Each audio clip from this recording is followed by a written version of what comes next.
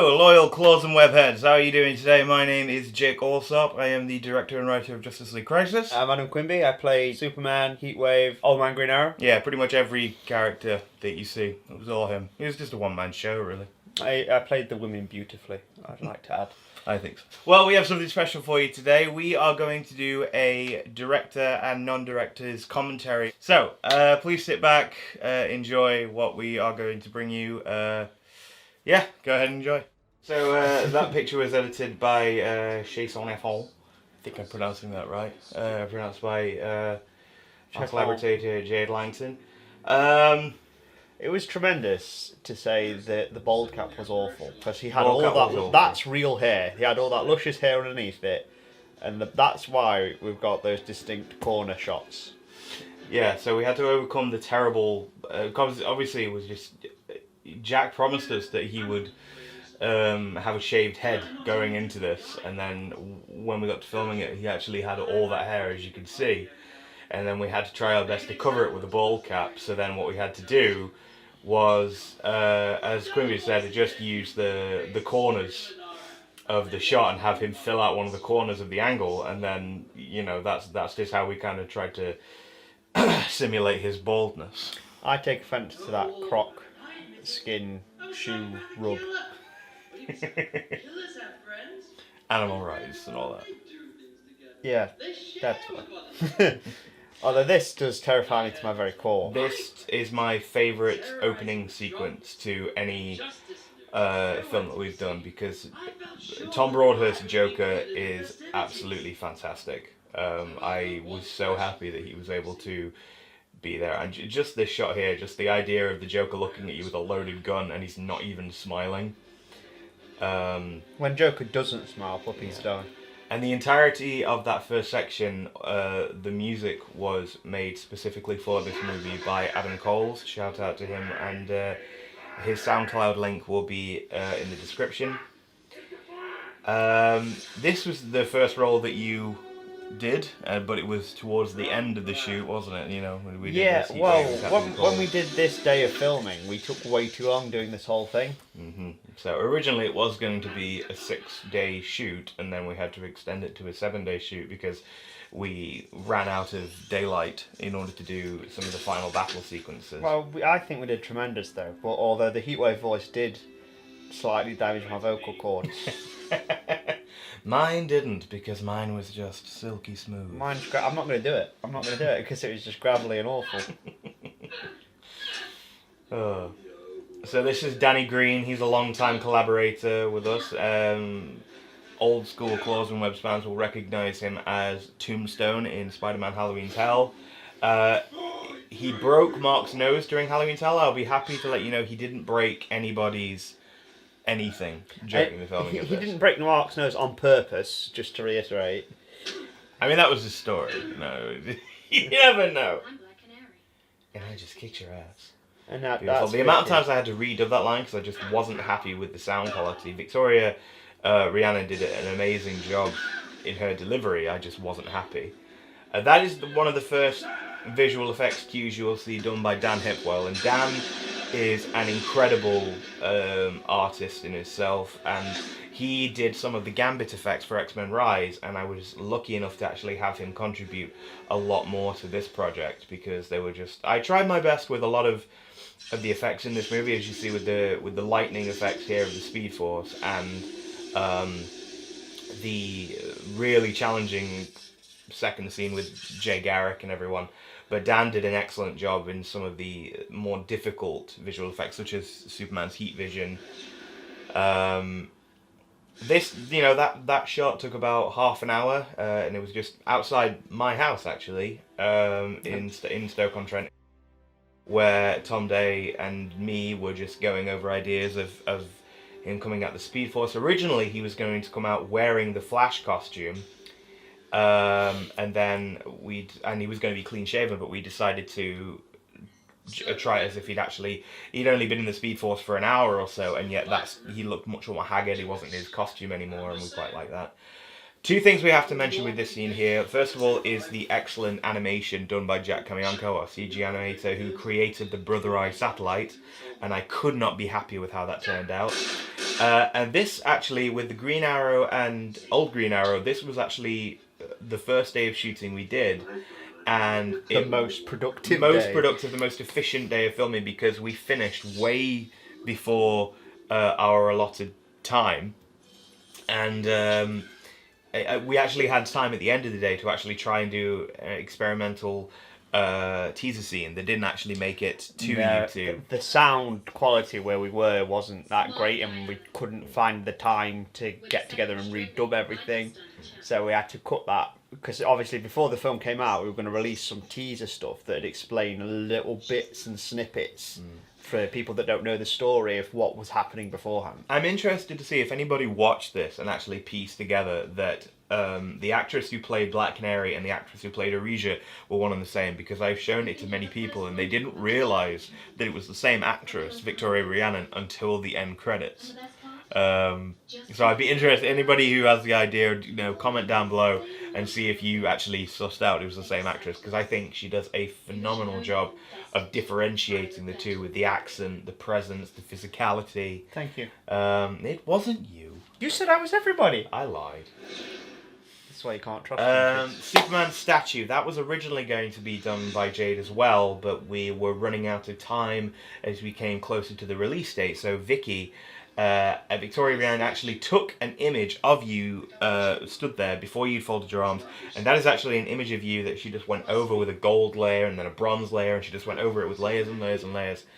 And I was really pleased with how it looked, because I wanted it to look... You just had to have a presence. I want the actual statue, but apparently that's above our pay grade. We don't have the finance to build a statue.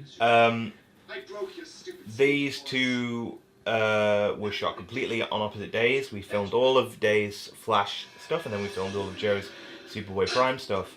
Joe was never actually supposed to be Superboy Prime. No, these shots here, where you see him from the back of the head, he was that because he was filling in for another actor that was going to play the role, so he was sort of filling in, so any back shots and everything were always going to be Joe, but by the time we got into the full flow of filming, the other actor had to drop out, and Joe stepped up to take that role, so we just filled him in with his face in all the other bits. And I think Joe actually surpassed what I was expecting for the role. I think he brought such a sense of tragedy to Superboy Prime, and I love the confrontations that you two have. That is one of my favourite parts of this movie, the ability to bring...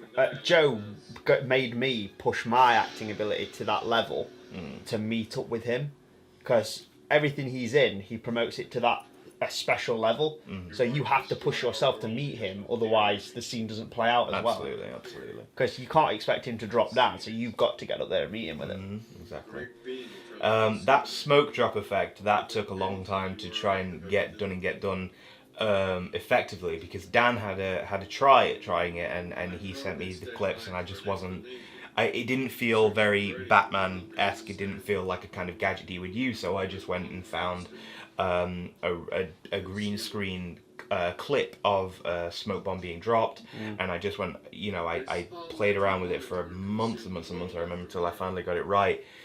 And I think I sent it to you guys, and I was just like, what do you think of this green screen? Was it the one on the YouTube? I do love, though, the animation behind that. And Jack teased us with that for a long, long time, didn't he? I can say he built it up from nothing. Because is it a graphic design course or a game design course? Yes, it was on a gaming design course, and Jack is making a game, and it is something that I will be a part of, and he's very, very excited for it. I can't wait for you guys to see what he's created. He's a lot of work and passion has gone into it, so I'm really looking forward to it.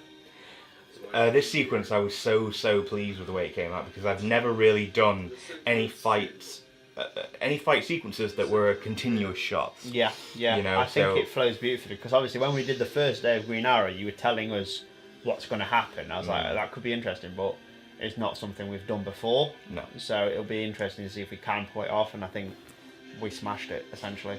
So I could remove it. Aye. Brother, I get it.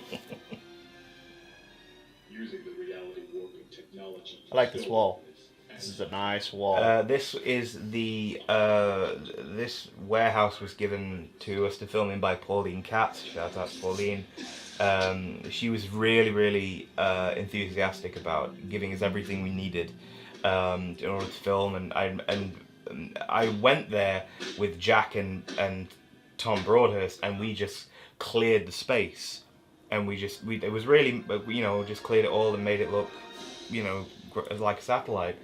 You should put the children to bed. We shouldn't. Super bold. Interesting fact with the cape, we discussed it beforehand, because essentially I was stood on a stump, but we made the camera work angle so that obviously it cut that out, and you could barely see my feet in it as well. But the thing we were planning on was Jake was going to flap my cape, but then the wind sort of picked up, and it went beautifully with it.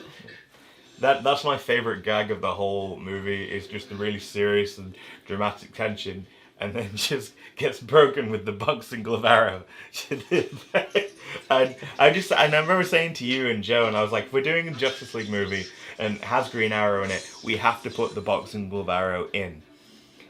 That knife was given to me by my dad, and it's actually, at the time of him purchasing that, it was a replica of the standard issue knives that go on top of military grade guns used by the British military. I didn't even know that. So I was really glad it was. I don't think we actually wrote it in with the script, but when he gave it to me and I turned it and I added it to his suit, and it played out really nicely.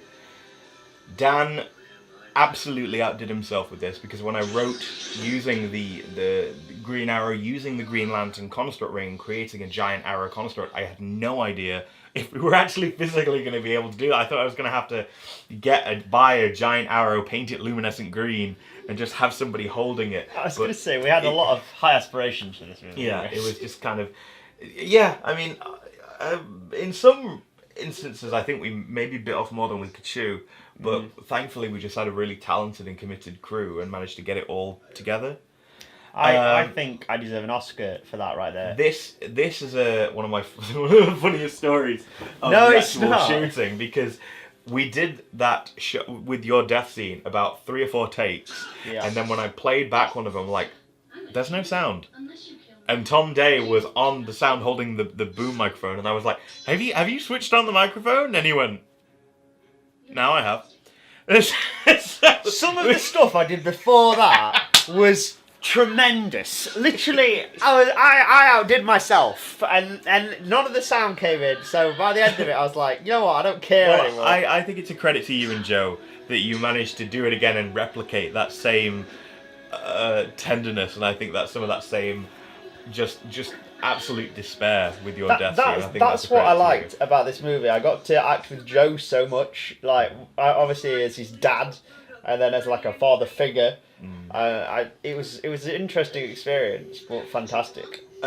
Interesting fact: Chelsea was actually supposed to be Arisia at the original casting of this, but then an actress who I had as Wonder Woman dropped out, and so I said to Chelsea, instead of being Arisia, would you like to be Wonder Woman? And she was quite unsure at first, because obviously she's never, Diana's a very difficult character to portray sympathetically and realistically.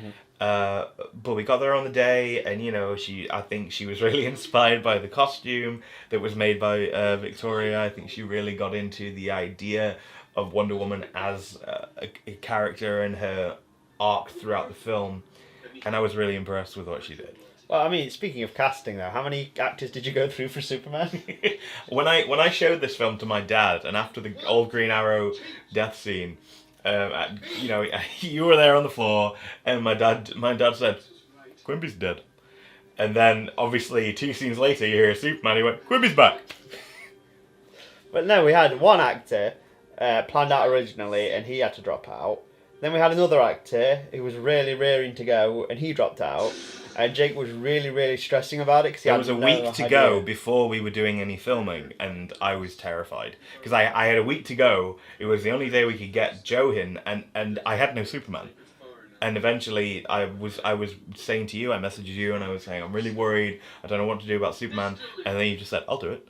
And that's just how it is. You know? It took a lot for me to do it, because with Green Arrow, it was interesting to do, because obviously I was already growing out a beard and stuff like that. You were heavier then as well, which fit into the old man Green Arrow character. Yeah. But while when you said you would play Superman, you'd actually gone through the process of losing a lot of that weight. Yeah. And then you came in and you played Superman, and again my people I've shown this to actually can't tell that, you know, old man Green Arrow and Superman are the same actor, because you went through such a transformation. You had the massive beard and you had a bit of a belly, and then you were Superman and you were clean shaven and you'd slimmed down so much that some people I've shown it to can't tell. In my defence, the Superman thing was not all me. There was a muscle suit stuffed down the front, and every so often it'd sort of peek up above the suit, and I'd be there like this. The cheeky nipple, cheeky nipple. I had to give credit again to the Wave Rider ship that was again made by Jack, and me and him working together, we were able to create the destruction of Brother Eye satellite sequence. And me and him were like, Jack looked at it and he said, when Brother Eye was destroyed, he was like, that's exactly how I envisioned it. That's exactly how I wanted it to go. Mm-hmm. And we've never done anything like that before. We've never been on the scale of having, you know, satellites and ships and anything in space. So when, you know, it's great because Jack was able to just bring this up to a higher level. Mm-hmm. Mm-hmm. Everybody who was involved was. Well, with this as well, like me and Joe fighting, and then him fighting the Flash, again done on different days. Mm. With the Flash one though, I was there in my full Superman outfit. First time I'd ever worn it, and I was just running around the park whooshing with the cape, because I'd never worn a cape before. Professional. So I thoroughly, you've done that before. This is probably, it's one of my, if not the favourite of the sequences for me in the film, because again I was so worried that the beams and the special effects and the Flash is running, I didn't think it was going to come out. And we got back this, and Dan sent me the heat vision clip, and I experimented with all the lightning, and I think absolutely, I think from the effects from the last battle of X-Men Rise to this, I think we've just come so far as fan film creators. Yeah. Again, these were all different days. Flash were together, Aquaman and Mera were together. I was on my own. I was on my own. We had to get that kind of a variation of the everything was better on fire. Had to get a variation of something, because for a lot of comic fans and online fans, I think that's quite synonymous with Superboy Prime. Absolutely. As a character. Absolutely. I love this bit because I think it comes across very seamless, you know, with you looking at Barry and him looking at you, and I like that. I personally like that. Where did you get that from? That was from A-List Productions. They make a tremendous Kingdom Come trailer, which you should go and check out on YouTube. Big thank you to them, and a big thank you to everybody who supplied green screen clips for the actual film itself. I think it really contributed. This originally was just going to be with the lightning, and then I was editing it and playing around with it, and I thought something's missing. And then I rewatched the end of Young Justice Season 2 when Wally West disappeared in the Flash Storm, and he was disappearing in and out of reality. Mm-hmm. So I got the two different clips, I layered them, and I think it really played out really well. And I sent it to Tom, and he was nearly in tears, because when he watched Young Justice, the death of Wally really hit him very, very hard. It did. It did. So I don't know why I'm smiling at that. It was all hard. That gun is my brother Sean's. Is a replica, and I used it, and then I gave it back to him, and then there were reshoots I wanted to do, and for the longest time I was like, "Can I borrow your gun again?" Very happy with the way that green screen came out as well. Again, it's something that you never really know when you're on a very, very low budget like we are, and you don't have access to great editing software. You wonder if it's going to come out well at all. Do we have a budget? I remember when you first saw this and you were actually on the edge of your seat. You're like, Literally, I was like, are you about, what are you doing? oh no, Batman's about to snap. Batman's about to kill somebody. What's going on here? In the book, we've adapted Infinite Crisis. Originally, it's actually Wonder Woman who says that to Batman in the comic, but we changed it to Black Canary because I wanted in this story, I wanted Black Canary to be the leader of the Justice League, and I think, as they're both street-level heroes, I think they actually have a closer relationship than Bruce and Diana, so I thought it'd actually mean more coming from Black Canary. And this part here was... I didn't know if I was going to be able to do a visual representation of the scream. I know I had the sound effect, but because Victoria saw all the great visual effects, like you had your eye beams and we had blasts and everything, it was like, if they all get really cool visual effects, then I want something for my canary cry. She's totally jealous. This scene here was a rewrite on the day, wasn't it? We had to kind Absolutely. of think on our toes for It it. was very cold and very dark. We lost a lot of sunlight, and originally we wanted to follow what happened in the book, is where Superman flies Superboy Prime through the red sun, they land on another planet, and they have a little bit of a scuffle without their powers.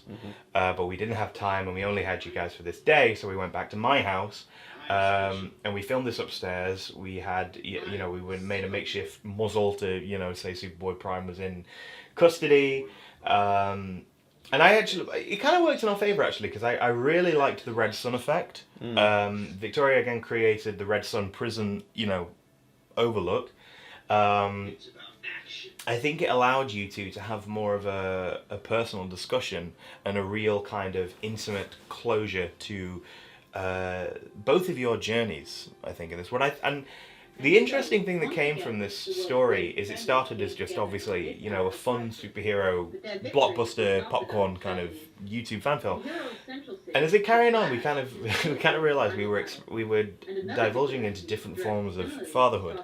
And I think with Old Man Green Arrow, it was very tough love, and I think with Superman, with Superboy Prime, it was very love and understanding.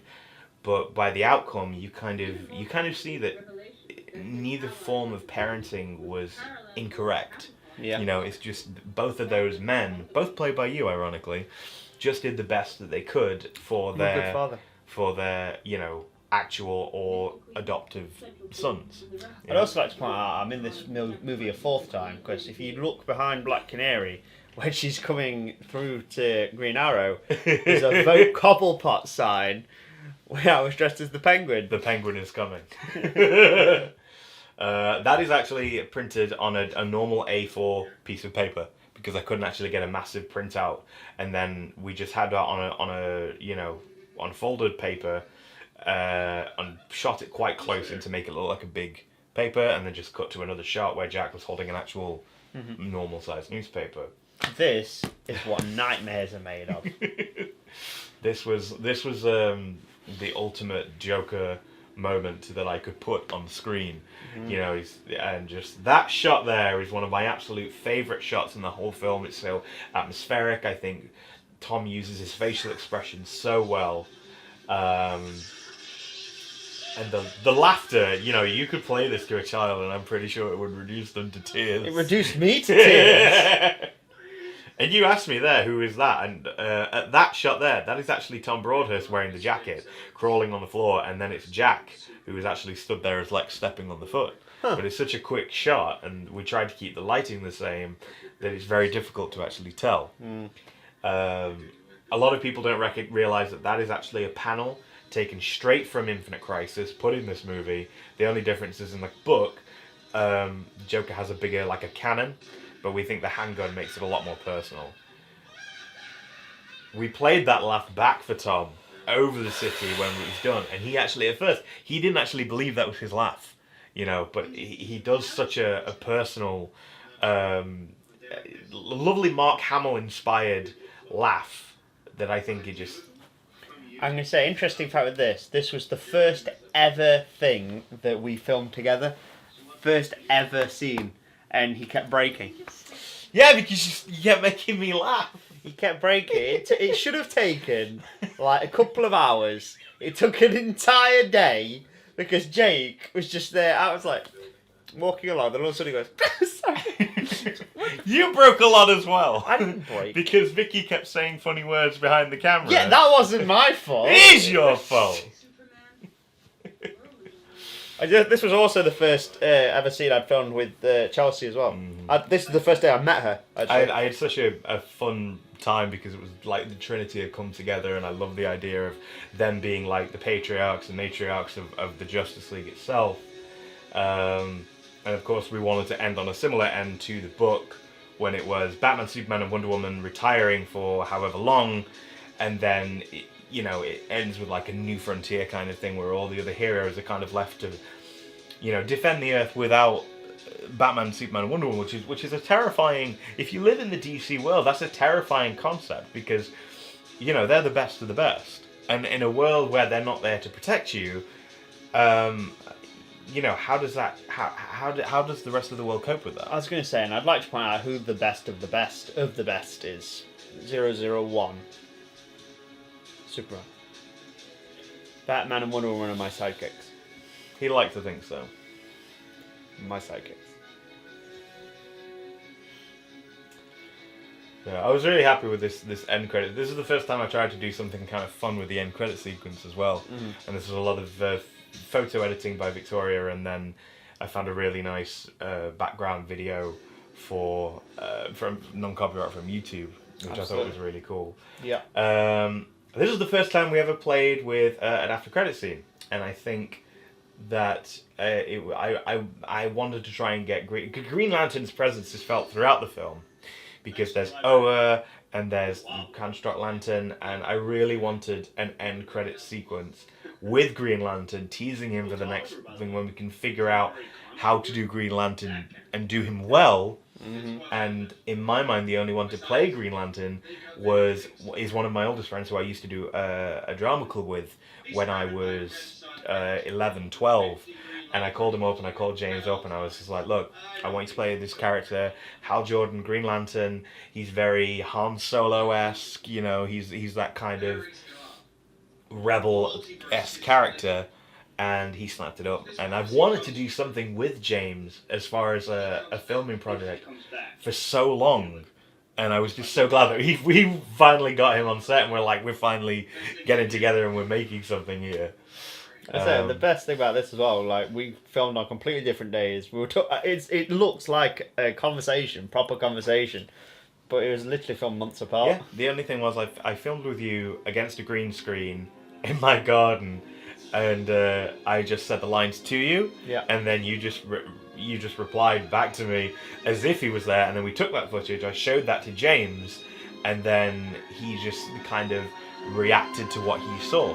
But it was like you two were never in the room together, and you were never in the room together, and yet you somehow managed to have really, really good chemistry that made me excited for a future film where I actually have Green Lantern and Superman bouncing off each other, and it made me excited to do a Justice League movie in the future where the Justice League, instead of being spread out on a global force, which is what this movie was all about, it made me excited to actually do a more constricted Justice League story where all the heroes are together, and maybe show their origins, and maybe show how the team came together. I love that. So please look out for that story coming sometime in the future. We've also got upcoming projects in the making at the moment. So we've been doing teased in Crisis ever so subtly, because that's how we roll.